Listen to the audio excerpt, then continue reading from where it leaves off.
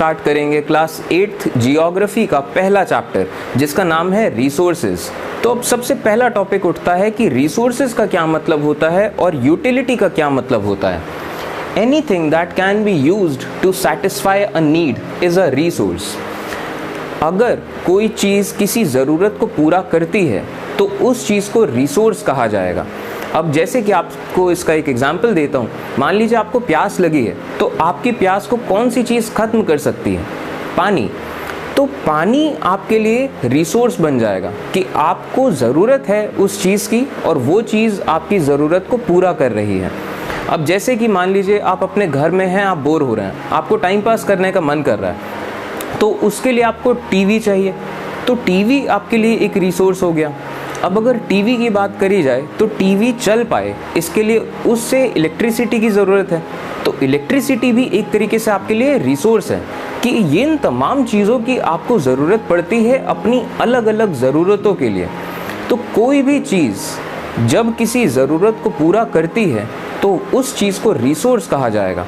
और इस तरीके से अगर देखा जाए तो कोई भी चीज़ रिसोर्स हो सकती है, डिपेंड करता है कि वो चीज़ आपकी कौन सी ज़रूरतों को फुलफ़िल कर सकती है। Anything that can be used to satisfy a need is a resource. The water you drink, the electricity you use, the mobile phone you use etcetera are all resources. अब ये तमाम चीज़ें रिसोर्सेस हैं। आप जो पानी पीते हैं, आप जो इलेक्ट्रिसिटी यूज़ करते हैं, मोबाइल फ़ोन यूज़ करते हैं, आप जो कार यूज़ करते हैं, हर चीज़ एक रिसोर्स है। आप जो जिस हवा से सांस लेते हैं, जो पानी पीते हैं, हर चीज़ रिसोर्स है। अब they all have a utility. अब यहाँ एक नया टर्म है यूटिलिटी। तो यूटिलिटी का क्या मतलब है? यूटिलिटी और usability is what makes an object और सब्सटेंस अ रिसोर्स। यूटिलिटी का मतलब होता है यूजेबिलिटी, कि आप किसी चीज़ का इस्तेमाल कर पाओ। अब जैसे मान लीजिए कोई कार है टूटी फूटी सी, बहुत पुरानी सी, वो चलती नहीं है, और दूसरी तरफ एक दूसरी कार है जो चल सकती है, जो अच्छे हालत में है, तो आप ये कहेंगे कि ये जो अच्छी कार है ये इसकी यूटिलिटी ज़्यादा है कि हम इसे यूज़ कर सकते हैं, जबकि टूटी फूटी जो कार है हम उसे यूज़ नहीं कर सकते, तो इसकी यूटिलिटी नहीं है। अब अगला मुद्दा उठता है वैल्यू ऑफ रिसोर्स। तो resources have a value. Resources की एक वैल्यू होती है, और वैल्यू का क्या मतलब है? वैल्यू मीन्स वर्थ, यानी कि किसी चीज़ की कीमत या किसी चीज़ की इम्पोर्टेंस या किसी चीज़ का महत्व। तो रिसोर्सेज की एक कीमत होती है, एक इम्पोर्टेंस होती है। मेटल्स में हैव एन इकोनॉमिक वैल्यू। जो मेटल्स होते हैं उनकी इकोनॉमिक वैल्यू होती है, आप मेटल्स को खरीद सकते हैं, बेच सकते हैं। Fruits have a nutritional value. अब अगर फ्रूट्स की बात करी जाए तो फ्रूट्स में तमाम तरह के न्यूट्रिशन होते हैं जो आपकी बॉडी को हेल्दी रहने के लिए मदद करते हैं। तो फ्रूट्स में क्या है? न्यूट्रिशनल वैल्यू है। A beautiful landscape has a natural value. अब मान लीजिए कोई बहुत खूबसूरत सा लैंडस्केप है, उस लैंडस्केप की इकोनॉमिक वैल्यू नहीं है, आप उसे खरीद नहीं सकते, बेच नहीं सकते, आप उसे खा नहीं सकते, तो उसमें न्यूट्रिशनल वैल्यू नहीं है। लेकिन फिर भी उस नेचुरल लैंडस्केप में एक नेचुरल वैल्यू है कि वहाँ पे वो लैंडस्केप देख के आपके दिमाग को सुकून मिलेगा। तो हर चीज़ की अपनी एक वैल्यू होती है, और जो हम इंसान हैं हमारी तमाम तरह की नीड्स होती हैं, physical needs, mental needs, emotional needs, psychological needs. तो इन तमाम चीज़ों के लिए कोई भी चीज़ एक रिसोर्स के तौर पे यूज़ हो सकता है। People themselves are most important resource. अब जो लोग होते हैं ये अपने आप में एक रिसोर्स हैं, और ये बहुत ज़्यादा इम्पॉर्टेंट रिसोर्स हैं। It is their ideas, knowledge and discoveries that lead to creation of more resources. तो people are human resource. अब जो इंसान है ये इनको सबसे इम्पॉर्टेंट रिसोर्स माना जाता है, क्योंकि इंसानों से ही ऐसे आइडियाज़ निकलते हैं, ऐसी नॉलेज आती है कि और ज़्यादा रिसोर्सेज बनाए जा सकते हैं। अब जैसे कि आज से अगर आप 300-400 साल पहले चले जाएं, उस टाइम पे ट्रेन्स नहीं थी, कार्स नहीं थी, आपको एक जगह से दूसरी जगह जाने के लिए बैलगाड़ी का यूज़ करना पड़ता, उस टाइम पे कोई मोबाइल फ़ोन्स नहीं थे। तो ये अचानक से जो चीज़ें आईं ये भगवान ने आके नहीं दी, इंसानों ने खुद बनाई हैं। तो अब ये सब चीज़ें बनाने के लिए तमाम तरह के लोगों के बीच में ऐसे आइडियाज़ होने ज़रूरी हैं, ऐसी नॉलेज होनी ज़रूरी है, क्योंकि तमाम हज़ारों लोगों ने इतने सैकड़ों सालों के दौरान काम किया है, साथ में एक दूसरे की मदद करते हुए आगे बढ़े, तब जाके चीज़ें पॉसिबल हो पाई हैं। तो इस वजह से जो लोग हैं वो खुद में अपने आप में एक रिसोर्स हैं। अब अगला मुद्दा उठता है टाइम एंड टेक्नोलॉजी। तो टाइम तो आप जानते हैं, टाइम का मतलब वक्त, और टेक्नोलॉजी का क्या मतलब होता है। तो technology it is the application of knowledge and skill in doing और मेकिंग न्यू थिंग्स। कि जब आप किसी पुरानी नॉलेज में, किसी चीज़ की नॉलेज या किसी चीज़ के ज्ञान में अपनी स्किल लगाते हो, अपनी काबिलियत लगाते हो कोई नई चीज़ बनाने के लिए, मेकिंग न्यू थिंग्स, इस चीज़ को कहते हैं टेक्नोलॉजी। अब आपको इसका एक एग्जांपल देता हूँ। सूरज की रोशनी में गर्मी होती है, ठीक है, ये नॉलेज है। अब अगर कोई इसमें दिमाग लगाए खुद से कि इस रोशनी का और इस गर्मी का यूज़ करके मान लीजिए हम उससे खाना पका सकते हैं, तो ये हमने क्या किया, हमने एक नॉलेज में अपना दिमाग लगाया, अपना एक कौशल लगाया और एक नई चीज़ बना दी, इसे कहेंगे टेक्नोलॉजी। आपको इसके एक और एग्जांपल देता हूँ। जैसे कि साइंटिस्ट ने ये देखा कि दुनिया में हर चीज़ की एक फ्रीक्वेंसी होती है। हम जो बात कर रहे हैं तो हमारी आवाज़ की भी अलग अलग फ्रीक्वेंसीज़ हैं। तो यहाँ से ये सवाल उठा कि ऐसा क्यों नहीं हो सकता कि हम एक जगह की फ्रीक्वेंसी को ट्रांसमिट कर सकें दूसरी जगह पे। और इसी तरीके से फिर मोबाइल फ़ोन्स बने।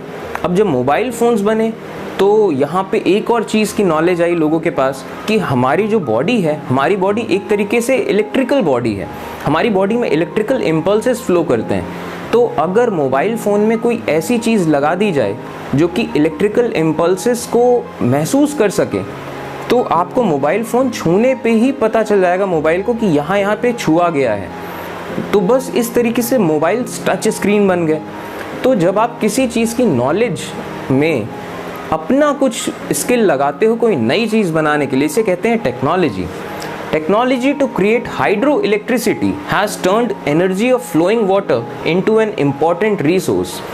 अब जब हाइड्रो इलेक्ट्रिसिटी बनाने की टेक्नोलॉजी आई कि बहते हुए पानी से आप इलेक्ट्रिसिटी बना सकते हो, तो जो बहता हुआ पानी था जिसको हज़ारों सालों से कभी यूज़ नहीं किया गया इलेक्ट्रिसिटी बनाने के लिए, वो एक रिसोर्स बन गया इलेक्ट्रिसिटी बनाने के लिए। तो इस तरीके से जब टेक्नोलॉजी इवॉल्व करती है तो उस टेक्नोलॉजी के साथ हम किसी भी चीज़ का और भी ज़्यादा बेहतर तरीके से इस्तेमाल करना सीख जाते हैं और अलग अलग तरीके से इस्तेमाल करना सीख जाते हैं। आप खुद सोचिए, पानी को हमेशा खेती के लिए यूज़ किया गया, पीने के लिए यूज़ किया गया, लेकिन कभी किसी ने नहीं सोचा था इस पानी से बिजली बनाई जा सकती है।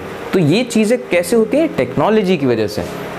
अब time and technology are two important factors that can change substances into resources. Time और टेक्नोलॉजी ये दो ऐसे पैरामीटर्स हैं या दो ऐसे फैक्टर्स हैं जो किसी भी चीज़ को एक रिसोर्स बनाने के लिए बहुत इंपॉर्टेंट फैक्टर्स हैं कि वो टेक्नोलॉजी कि जो किसी भी चीज़ को एक रिसोर्स बना सके, और वो टेक्नोलॉजी आने में या टेक्नोलॉजी बनने में टाइम लगता है। ठीक है, तो टाइम एंड टेक्नोलॉजी ये दो बहुत इंपॉर्टेंट फैक्टर हैं। अब अगला टॉपिक है patent. It means the exclusive right over any idea और इन्वेंशन। तो पेटेंट का क्या मतलब होता है? पेटेंट का मतलब ये है, अब जैसे बहुत तमाम तरह के साइंटिस्ट होते हैं, इन्वेंटर्स होते हैं, ये आपस में एक दूसरे के साथ काम करते हैं नई नई चीज़ें बनाने के लिए। और मान लीजिए किसी साइंटिस्ट को या किसी इन्वेंटर के पास कुछ नया आइडिया आ जाता है एक नई चीज़ बनाने का, तो वो उस आइडिया को पेटेंट कराते हैं। अब पेटेंट का मतलब है कि उस आइडिया में जो भी आइडिया होगा या जो भी इन्वेंशन होगा उसमें उस बंदे का एक्सक्लूसिव राइट रहेगा कि इस टेक्नोलॉजी को या इस आइडिया को कोई और यूज़ नहीं कर सकता, और अगर वो यूज़ करता है तो उसे परमिशन लेनी पड़ेगी आपसे, और आप डिसाइड कर सकते हो कि वो किस तरीके से इस चीज़ का, इस आइडिया का यूज़ कर सके। तो इसे कहते हैं पेटेंट करना। अब आगे बढ़ते हैं अपने अगले टॉपिक पे, टाइप्स ऑफ रिसोर्सेज। कि जो रिसोर्सेज होते हैं ये कितने टाइप्स के होते हैं। Resources are classified into, resources basically तीन तरह के होते हैं। सबसे पहले हैं नेचुरल रिसोर्सेज, ऐसे रिसोर्सेज जो कि हमें नेचर से मिलते हैं। जैसे कि सबसे अगर सिंपल एग्जांपल लिया जाए तो जिस हवा में हम सांस ले रहे हैं, जो पानी पीते हैं, या फिर जो धूप है सूरज की, ये तमाम चीज़ें हमें नेचर से मिली हैं। तो ये हैं नेचुरल रिसोर्सेज। अब दूसरा है human made resources. Human made resources यानी कि ऐसी चीज़ें जिनको इंसानों ने बनाया है। अब जैसे कि कार है, बाइक है, ये तमाम जो चीज़ें हैं ये नेचर से हमें नहीं मिली है, हमने नेचर की चीज़ों का यूज़ करके खुद से बनाया है। अब तीसरा रिसोर्स है ह्यूमन रिसोर्स, कि इंसान खुद जो अपने आप में रिसोर्स हैं। तो बेसिकली रिसोर्सेज को हमने इस तरीके से 3 कैटेगरीज में क्लासिफाई किया है। अब चलिए इन तीनों कैटेगरीज को एक एक करके डिस्कस करना शुरू करते हैं। तो सबसे पहले हैं natural resources. Resources obtained from nature are called natural resources. जो रिसोर्सेज हमें नेचर से मिलते हैं यानी कि प्रकृति से मिलते हैं, उन्हें नेचुरल रिसोर्स कहा जाता है, कि हमें प्रकृति से वो चीज़ें मिली हैं। They are used without much modification. अब ये जो नेचुरल रिसोर्सेज हैं इनमें ज़्यादा मॉडिफिकेशन करने की ज़रूरत नहीं पड़ती है। अक्सर मॉडिफिकेशन यानी कि किसी तरह का बदलाव। अब जैसे कि जो पानी है हमें बहुत ज़्यादा बदलाव नहीं करना पड़ता उसे पीने के लिए। जो हवा है हम यूं ही सांस लेते हैं, हमें कुछ बदलने की ज़रूरत नहीं पड़ती, कुछ इम्प्रूव करने की ज़रूरत नहीं पड़ती। तो ज़्यादातर जो नेचुरल रिसोर्सेज हैं, ज़्यादातर उनको हम यूज़ करते हैं without any modification. The air we breathe, the water in our rivers and lakes, the soil and minerals are all natural resources. जिस हवा में हम सांस लेते हैं, जो पानी हम पीते हैं, जो नदियों में है, झीलों में है, इसके अलावा जो मिट्टी है, जो मिनरल्स हैं, ये तमाम चीज़ें नेचुरल रिसोर्सेज हैं। They are gifts of nature. ये प्रकृति के गिफ्ट हैं हमारे लिए, कम से कम हम तो ऐसा ही सोचते हैं। In some cases tools and technology may be needed to use a natural resource in a best possible way. कई केसेस में टूल्स और टेक्नोलॉजी की ज़रूरत होती है जिससे कि हम नेचुरल रिसोर्स का सबसे अच्छे तरीके से यूज़ कर सकें। अभी जैसे हमने एक एग्जाम्पल लिया कि सूरज की जो धूप है, जो रोशनी है, उसका यूज़ अगर हम करना चाहें खाना पकाने के लिए, या फिर हम उस रोशनी का यूज़ करना चाहें कि अपने घर में बिजली बना सकें और उससे तमाम लाइट्स जला सकें, तो इसके लिए हमें टेक्नोलॉजी की ज़रूरत पड़ती है, हमें टूल्स की ज़रूरत पड़ती है। हमें सोलर पैनल लगाना पड़ेगा, हमें बैटरी लगानी पड़ेगी, तब जाके चीज़ें होंगी। तो कई केसेस में नेचुरल रिसोर्सेज का प्रॉपर यूज़ करने के लिए आपको टूल्स और टेक्नोलॉजी की मदद। अब अगला टॉपिक उठता है टाइप्स ऑफ नेचुरल रिसोर्सेज, कि ये जो नेचुरल रिसोर्सेज हैं ये कितने टाइप्स के हैं। अब जैसे कि नेचुरल रिसोर्सेज बहुत सारे हैं और नेचुरल रिसोर्सेज अलग अलग अपनी अपनी प्रॉपर्टीज़ रखते हैं। अब जैसे कि मान लीजिए जो सूरज की रोशनी है, ये सूरज की रोशनी करोड़ों सालों से अर्थ पे पड़ रही है और करोड़ों सालों तक यूं ही पड़ती रहेगी। तो जो सूरज की रोशनी है ये ख़त्म नहीं होने वाली है। वहीं दूसरी तरफ अगर आप देखें कोयले को, तो कोयला भी एक नेचुरल रिसोर्स है, लेकिन ये ख़त्म हो सकता है। और इसी तरीके से अगर आप देखें जो पानी है ये एक नेचुरल रिसोर्स है और पानी हर जगह पाया जाता है पूरी अर्थ में। और जबकि दूसरी तरफ आप देखिए पेट्रोलियम भी एक नेचुरल रिसोर्स है, लेकिन ये दुनिया में हर जगह नहीं पाया जाता है। तो इस तरीके से अलग अलग पैरामीटर्स के लिहाज से हम नेचुरल रिसोर्सेज को क्लासिफाई कर सकते हैं कि ये नेचुरल रिसोर्स कभी ख़त्म नहीं होंगे, ये नेचुरल रिसोर्स ख़त्म हो सकते हैं, ये नेचुरल रिसोर्स हर जगह मिलते हैं, ये नेचुरल रिसोर्स बहुत कम जगह मिलते हैं। इस तरीके से ये बस पैरामीटर्स हैं कि अगर आप इस नज़र से देखो तो ये 2 तरह के हैं, अगर आप इस नज़र से देखो तो सारे रिसोर्सेज 2 तरह के हैं। इस तरीके से हमने नेचुरल रिसोर्सेज को अलग अलग क्लासिफाई किया है। और अगर ये क्लासिफिकेशन को हम स्टडी करें तो क्लासिफिकेशन बेसिकली 4 तरह से है। तो सबसे पहले क्या है, natural resources are classified into different groups depending upon, अब ये डिपेंड किस चीज़ पे करते हैं पैरामीटर्स। तो पहला है their level of development. Their level of development में ये जो डेवलपमेंट है ये बेसिकली यूज़ किया जाता है टेक्नोलॉजी के लिए। जैसे हमने अभी डिस्कस किया कि नेचुरल रिसोर्सेज को यूज़ करने के लिए कई बार हमें टेक्नोलॉजी की ज़रूरत पड़ती है। तो यहाँ पे जो डेवलपमेंट यूज़ किया जा रहा है वर्ड, ये यूज़ किया जा रहा है टेक्नोलॉजी के लिए, कि कुछ नेचुरल रिसोर्सेज को यूज़ करने की टेक्नोलॉजी हमारे पास है और कुछ नेचुरल रिसोर्सेज को यूज़ करने की टेक्नोलॉजी हमारे पास नहीं है, उसको हम बना रहे हैं अभी। इसके अलावा जो उनका ओरिजिन है कि वो नेचुरल रिसोर्सेज आए कहाँ से हैं, उनका जो स्टॉक है, स्टॉक यानी कि वो नेचुरल रिसोर्सेज हमारे पास कितनी क्वांटिटी में अवेलेबल है, और इसके अलावा उनका डिस्ट्रीब्यूशन, कि वो दुनिया में उनका डिस्ट्रीब्यूशन कैसा है, कि वो सब जगह हैं कि वो कम जगहें पाए जाते हैं।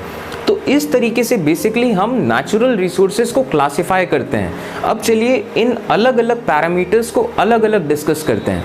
तो अब सबसे पहले डिस्कस करते हैं on the basis of development, कि अगर डेवलपमेंट के लिहाज से देखा जाए तो रिसोर्सेज कितने तरह के हैं। तो डेवलपमेंट के लिहाज से रिसोर्सेज हैं दो तरह के, एक्चुअल रिसोर्सेज और पोटेंशियल रिसोर्सेज। अब इन दोनों में फ़र्क क्या है? On the basis of development and use, resources can be classified into actual resources and potential resources, जैसा कि हमने डिस्कस किया। अब actual resources are those resources which are in use presently। तो जिन resources का यूज़ करने की टेक्नोलॉजी हमारे पास अभी है, यानी कि वो resources हम अभी presently यूज़ कर रहे हैं, उनको कहते हैं एक्चुअल रिसोर्स। एक्चुअल रिसोर्स नाम से ही पता चल रहा है कि दरअसल, एक्चुअल का मतलब होता है दरअसल। तो एक्चुअल रिसोर्स यानी कि जिन रिसोर्सेज का यूज़ हम अभी प्रेजेंट टाइम्स में कर रहे हैं। Actual resources are those resources which are in use presently. ठीक है, अब जिन रिसोर्सेज का यूज़ हम कर रहे हैं फ़िलहाल, तो जाहिर सी बात है उन रिसोर्सेज की कितनी क्वांटिटी है, वो कितनी मात्रा में है, वो हमें पता है। तो देयर क्वांटिटी इज़ नोन, वो रिसोर्सेज कितनी मात्रा में है वो हमें पता है। अब जैसे कि कोल डिपॉजिट्स, जो कोयले हैं, कोयले की खदानें, हमें पता है कि कितना कोयला है और ये कितने सालों तक चल पाएगा, उस लिहाज से कि जितना हम अभी उसका इस्तेमाल कर रहे हैं। इसके अलावा जो पेट्रोलियम वेल्स हैं वेस्ट एशिया में, जो डार्क सॉइल है डेक्कन प्लेट्यू की, ये सब तमाम रिसोर्सेज हैं जिन रिसोर्सेज का यूज़ हम अभी प्रेजेंट टाइम्स में कर रहे हैं। तो ये तो हुई बात एक्चुअल रिसोर्सेज की। अब अगर बात करें पोटेंशियल रिसोर्सेज की, तो पोटेंशियल रिसोर्सेज का मतलब ये है ऐसे रिसोर्सेज जिनको यूज़ करने की टेक्नोलॉजी अभी हमारे पास नहीं है, वो टेक्नोलॉजी अभी बन ही रही है, और आगे आने वाले वक्त में जब टेक्नोलॉजी बन जाएगी तो फिर हम उन रिसोर्सेज को यूज़ कर सकेंगे। तो जो नाम में ही आप इस चीज़ को याद रख सकते हैं, पोटेंशियल रिसोर्सेज। पोटेंशियल का मतलब होता है किसी चीज़ की क्षमता, तो पोटेंशियल रिसोर्सेज का मतलब होता है किसी चीज़ के अंदर पोटेंशियल हो या फिर क्षमता हो आगे चल के रिसोर्स बनने की। तो potential resources are those which are not being used as at present and can be used in future.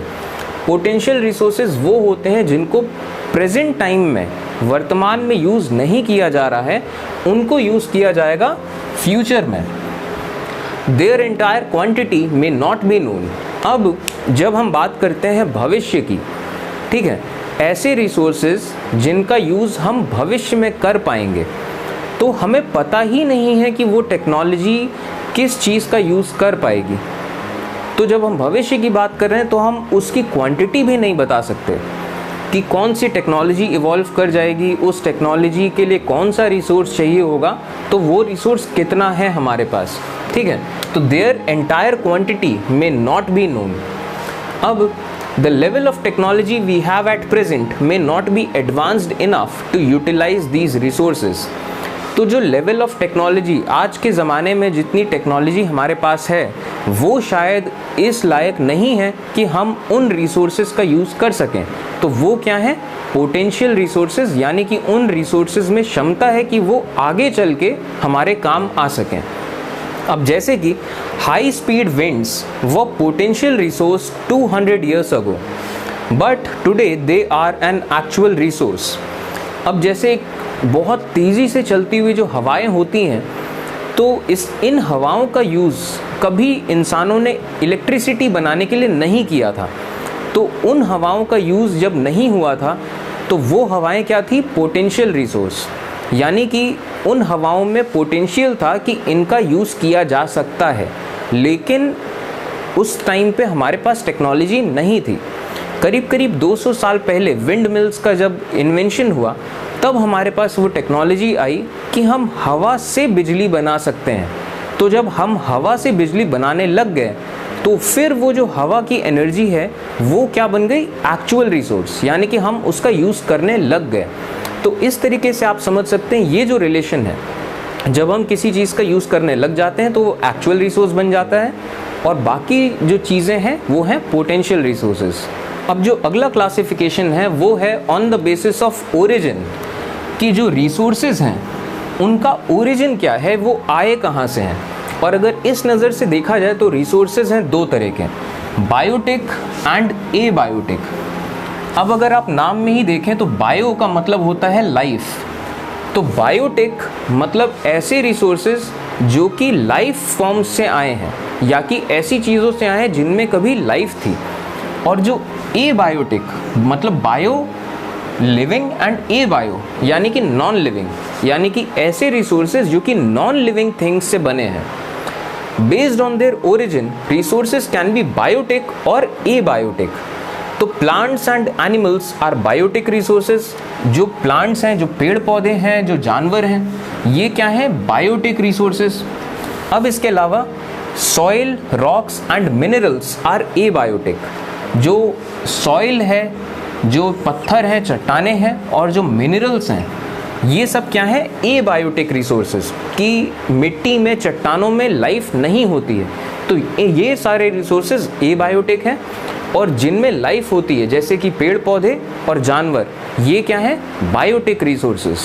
अब जो अगला पैरामीटर है वो है on the basis of stock. Stock का क्या मतलब होता है? स्टॉक का मतलब होता है किसी चीज़ की कितनी क्वांटिटी आपके पास है। ठीक है, कि हमारे पास स्टॉक फुल है, यानी कि हमारे पास पूरी क्वांटिटी है। और अगर कहा जाएगा हमारे पास स्टॉक नहीं है तो यानी कि हमारे पास वो चीज़ नहीं है। तो ये मतलब होता है स्टॉक का।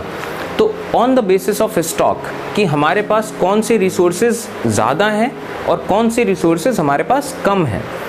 अब स्टॉक के बेसिस पे देखा जाए तो रिसोर्सेज होते हैं दो तरह के, एक होते हैं रिन्यूएबल और एक होते हैं नॉन रिन्यूएबल। अब सबसे पहले तो इस वर्ल्ड में ही देखिए, न्यू का मतलब होता है नया एंड रीन्यू का मतलब किसी चीज़ का दोबारा से नया हो जाना। ठीक है, तो अगर कोई चीज़ दोबारा से नई हो जाती है तो जाहिर सी बात है वो चीज़ आपके पास बहुत क्वांटिटी में रहेगी। ठीक है, और दूसरी तरफ नॉन रिन्यूएबल, कि वो चीज़ दोबारा से नई नहीं होगी। अब आप इस चीज़ को इस तरीके से अगर विजुअलाइज करना चाहें, मान लीजिए आपके पास एक चॉकलेट का बॉक्स है, उस चॉकलेट के बॉक्स से आप खूब सारी चॉकलेट्स निकाल लेते हैं और उस बॉक्स में चॉकलेट्स फिर से रीन्यू हो जाती हैं, दोबारा से उतनी ही आ जाती हैं। ऐसा कुछ जादू है। तो चॉकलेट्स की आपके पास कभी कमी नहीं होगी। ठीक है, और वहीं दूसरी तरफ आपके पास एक ऐसा बॉक्स है जिनमें से आप चॉकलेट निकाल लेते हैं तो वो चॉकलेट्स वापस बहुत धीमे धीमे आएंगी, बहुत हल्के हल्के, कि आपके लिए ज़्यादा यूज़ नहीं है। तो आप चॉकलेट्स निकाल लोगे तो उस बॉक्स में जल्दी फिर से चॉकलेट नहीं आ पाएंगी। तो इसे क्या कहेंगे? नॉन रिन्यूएबल, कि इनका स्टॉक जाहिर तौर पे कम ही रहेगा अगर इनसे कंपेयर किया जाए, कि खुद से चॉकलेट आ जा रही हैं तो आप निकालते जाओ, वो ख़त्म नहीं होने वाला। तो on the basis of stock resources can be renewable and non renewable resources. अब रिन्यूएबल रिसोर्सेज क्या होते हैं? Renewable sources are those which get renewed quickly. जो रिसोर्सेज बहुत जल्दी रिन्यू हो जाते हैं, ठीक है, renewed quickly. Some of these are unlimited like solar and wind energy.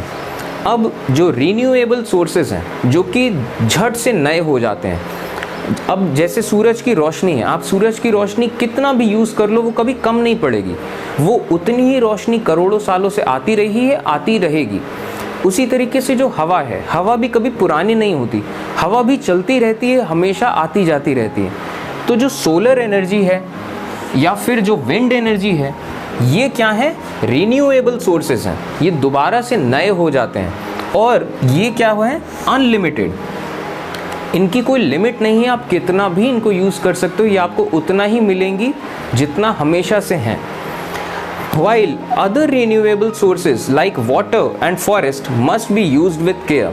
अब renewable sources यानी कि जो दोबारा से नए हो जाते हैं, तो renewable sources में पानी भी आता है, ठीक है, बारिश होती है, वो पानी जाता है समंदर में, समंदर से पानी इवेपोरेट होता है, बादल बनते हैं और वो बादल फिर से आके बरसते हैं, वाटर साइकिल है, ठीक है। तो पानी भी एक तरीके का रिन्यूएबल रिसोर्स है। और जो फॉरेस्ट हैं, जो जंगल है, वो भी रिन्यूएबल रिसोर्स है कि जंगल अगर आप काफ़ी हद तक काट दो तो फिर से वो जंगल दोबारा से बन जाएगा अगर आप प्रॉपर टाइम दो उसे, तो ये भी रिन्यूएबल रिसोर्सेज हैं।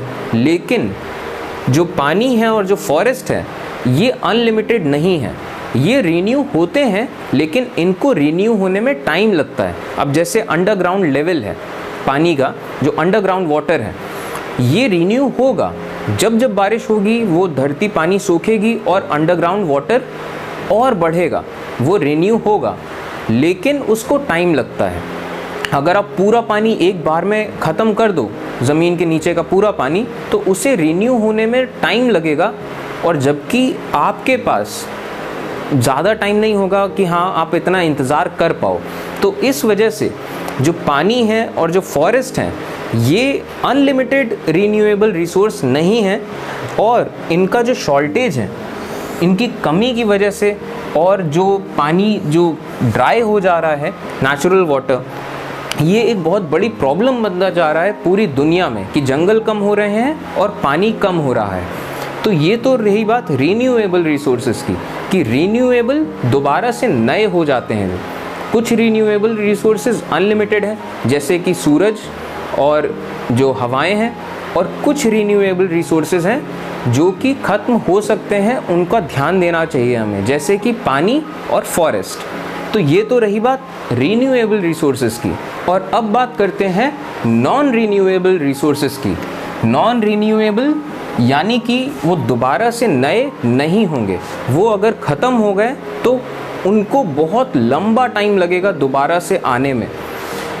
Non renewable resources are those which have a limited stock. ये लिमिटेड होते हैं, ठीक है। Once exhausted it may take thousands of years to be renewed. अगर ये एक बार ख़त्म हो गए तो इनको दोबारा से बनने में हज़ारों साल लग जाएंगे। अब इंसानों की ज़िंदगी तो बहुत छोटी होती है, तो अगर पेट्रोल और नेचुरल गैस, मतलब ये इसके एग्जाम्पल है, कोल, पेट्रोल, नेचुरल गैस, ये सब क्या है? Non renewable resources. तो अगर मान लीजिए पेट्रोल ख़त्म हो जाता है दुनिया से, तो पेट्रोल दोबारा से आ जाएगा, लेकिन उसे आने में हज़ारों साल लग जाएंगे।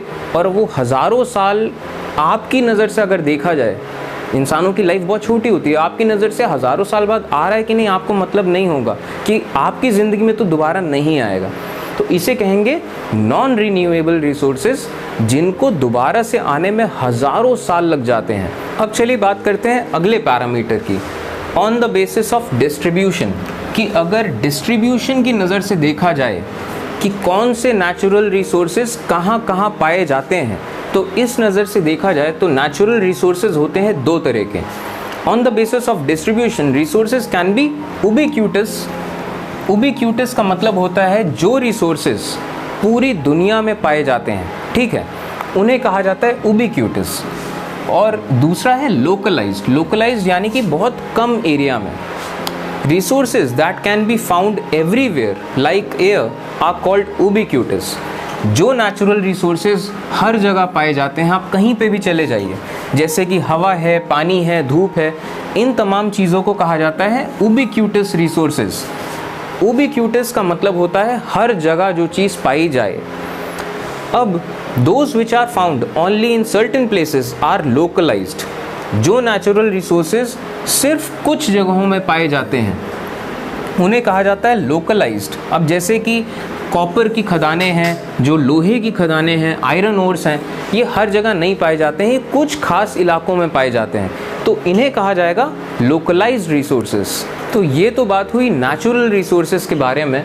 अब डिस्कस करते हैं ह्यूमन मेड रिसोर्सेज, यानी कि ऐसे रिसोर्सेज जिनको इंसानों ने बनाया है।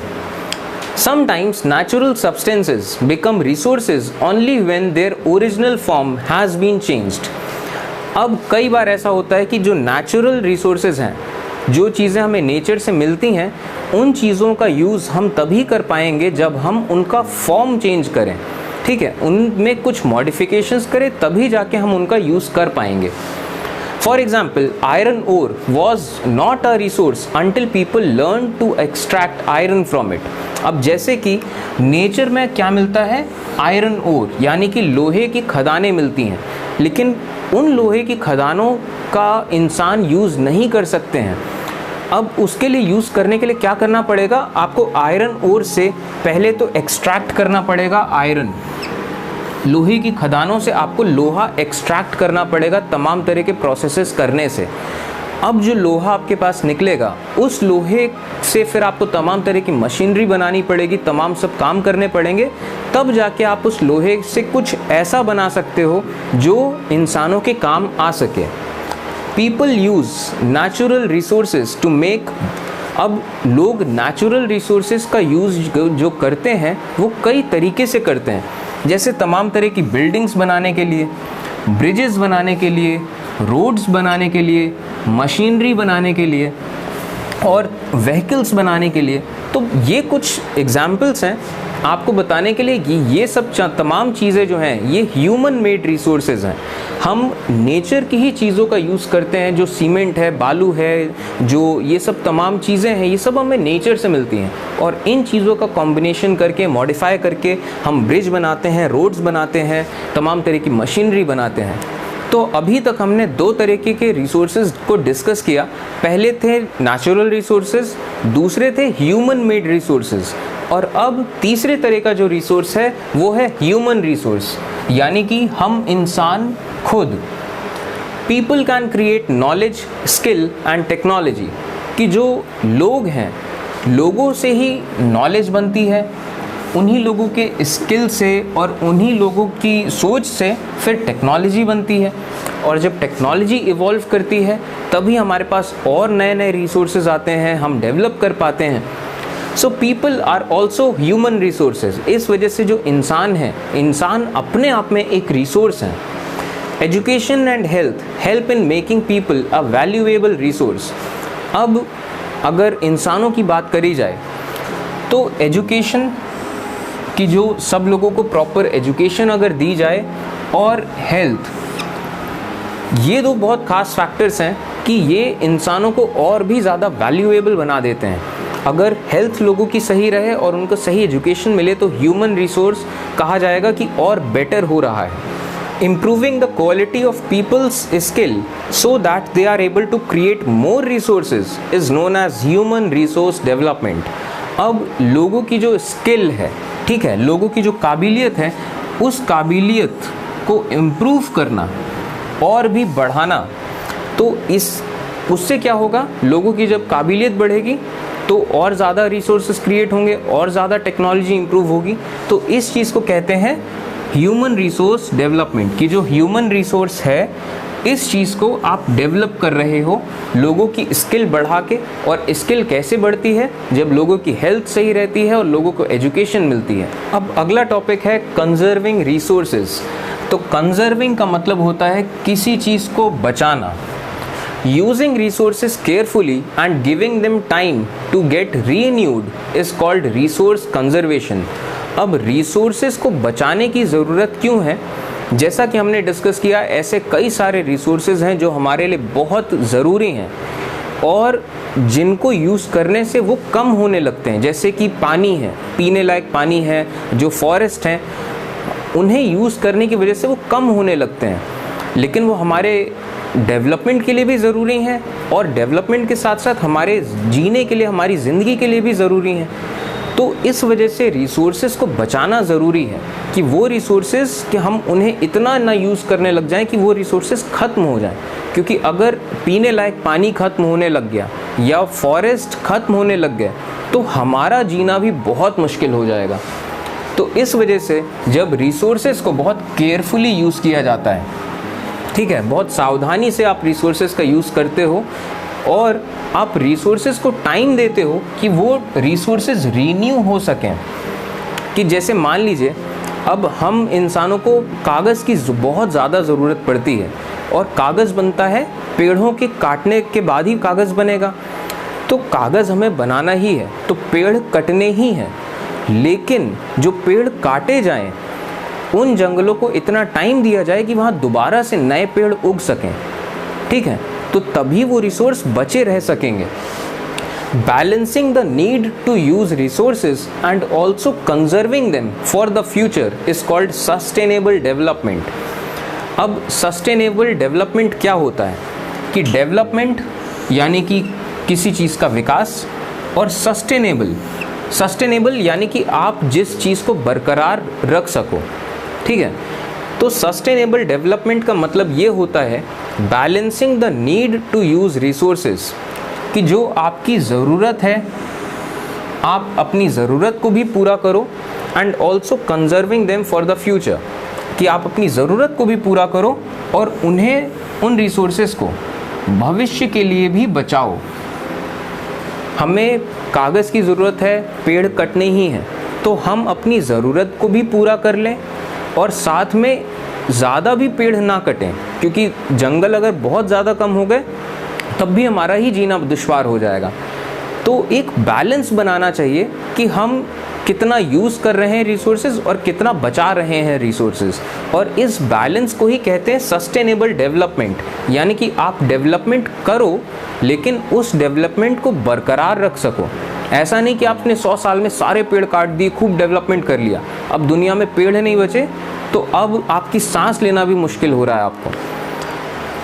अब ये जो सस्टेनेबल डेवलपमेंट है, यानी कि ऐसा डेवलपमेंट जो कि आप बरकरार रख सको, कि आपके पास वो रिसोर्सेज रहें, तो ये कैसे किया जाता है? It can be done by reducing consumption. अब सस्टेनेबल डेवलपमेंट कैसे किया जाएगा? सबसे पहले तो आप अपना कंजम्पशन कम करो, ठीक है। अब जैसे मान लीजिए हम कागज़ यूज़ करना अगर कम करते हैं तो जाहिर तौर पे कम पेड़ कटेंगे। तो सबसे पहला स्टेप क्या है? आप अपना कंजम्पशन कम करो, किसी भी चीज़ का कंजम्पशन। इसके अलावा चीज़ों को रिसाइकिल करो। अब हम कागज़ का एग्जाम्पल ले रहे हैं, तो जैसे कागज़ को रिसाइकिल किया जाता है, दोबारा से यूज़ करा जाता है।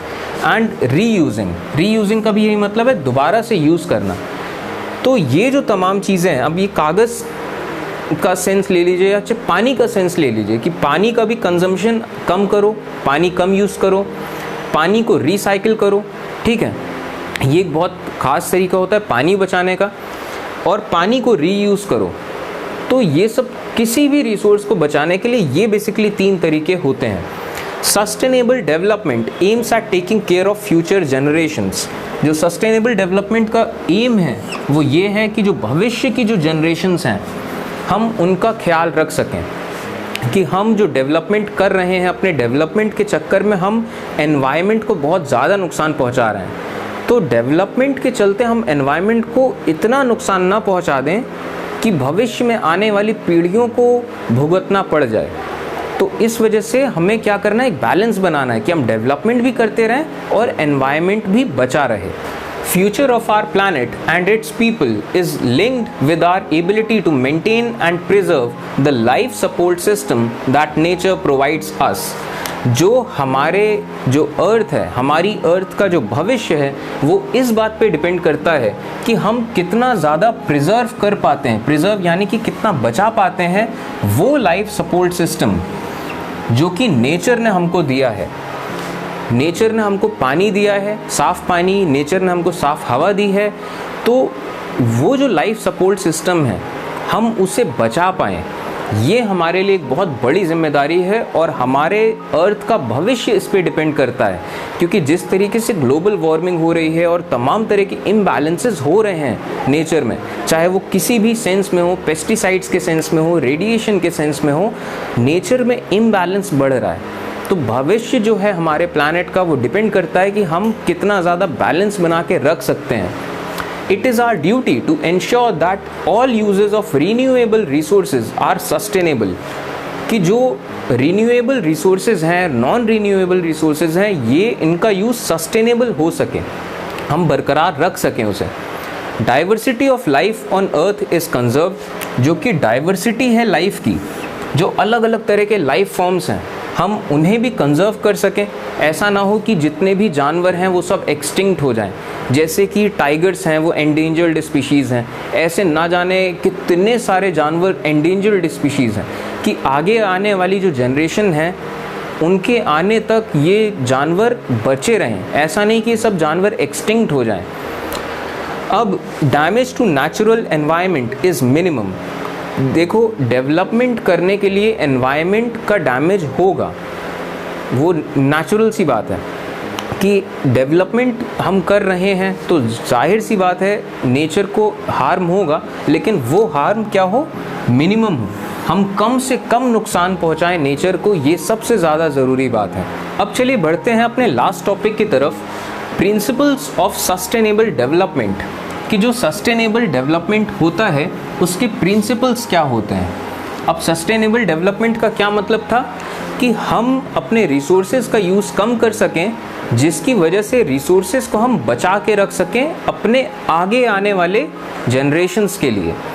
तो सस्टेनेबल डेवलपमेंट के ये हैं सारे principles. Respect and care for all forms of life, कि जितने भी फॉर्म्स ऑफ लाइफ हैं, जितने भी लिविंग ऑर्गेनिजम्स हैं, उन सब के लिए रिस्पेक्ट और केयर, कि हमें उन्हें बचा के रखना है और उनको बचाना हमारी जिम्मेदारी है। हम इंसान अपने आप को सबसे अक्लमंद जानवर कहते हैं कि हम सबसे अक्लमंद हैं, हम सबसे सुप्रीम क्रिएशन है, तो हमारी जिम्मेदारी है कि हम ध्यान रख सकें बाकी सारे लाइफ फॉर्म्स का। Improve the quality of human life, कि जो ह्यूमन लाइफ की क्वालिटी है उसे इम्प्रूव कर सकें।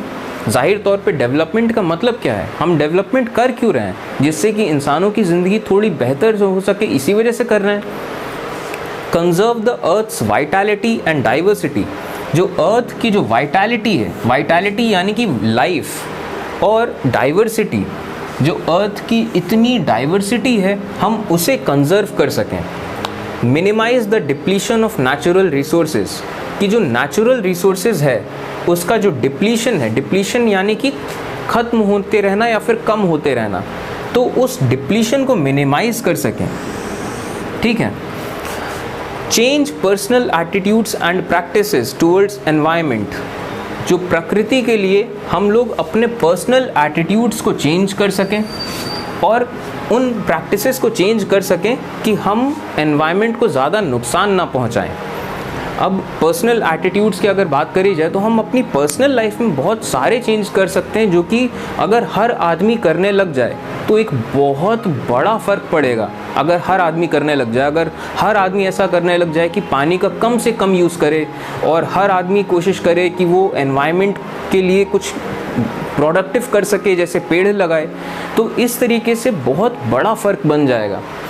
Enable communities to take care of their own environment, अब जैसे जितने जंगल हैं, जितने भी फॉरेस्ट हैं, उन फॉरेस्ट में, उन जंगलों में जो कम्युनिटीज़ रहती हैं, उन कम्युनिटीज़ को भी जिम्मेदारी दी जाए कि आप केयर कर सको उन एनवायरनमेंट की, क्योंकि उन जंगलों को, उन एनवायरनमेंट को वो कम्युनिटीज़ कहीं ज़्यादा अच्छे से समझती हैं।